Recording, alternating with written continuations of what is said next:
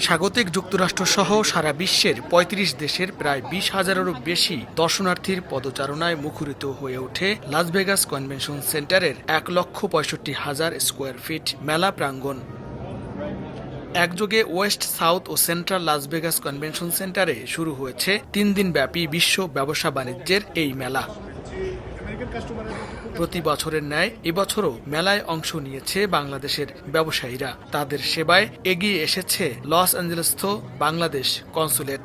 এই ফেয়ারে পার্টিসিপেট করার মাধ্যমে আমাদের পোশাক শিল্প সম্প্রসারণে এবং বিশ্বজুড়ে পরিচিত করার ক্ষেত্রে ভূমিকা পালন করবে। নতুন সরকার এসছে, আমরা আশা করি ভবিষ্যতে শিল্প, বাণিজ্য এবং বিনিয়োগ ক্ষেত্রে উল্লেখযোগ্য অগ্রগতি হবে। বাংলাদেশ নিয়ে আশার কথা বললেন মেলার আয়োজক কর্তৃপক্ষ।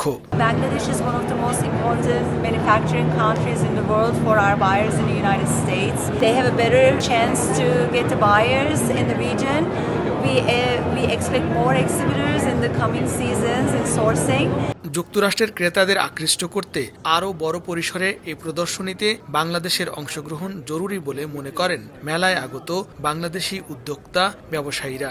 প্রত্যেকটা সার্টিফিকেশন বোর্ডই এইভাবে আমাদেরকে পদে পদে হ্যারাসমেন্ট করে।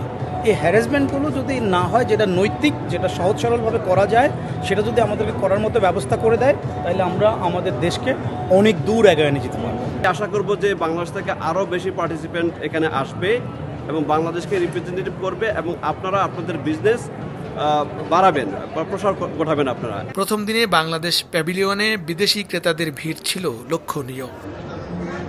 যুক্তরাষ্ট্রের শুল্ক ছাড় এবং দেশের নবনির্বাচিত নতুন সরকারের দায়িত্ব গ্রহণ বাংলাদেশের পোশাক রপ্তানি ও বিদেশি বিনিয়োগ বাড়াতে বিশেষ ভূমিকা রাখবে বলে মনে করছেন ইন্টারন্যাশনাল টেক্সটাইল ট্রেড ফেয়ারে অংশ নেওয়া বাংলাদেশি ব্যবসায়ীরা।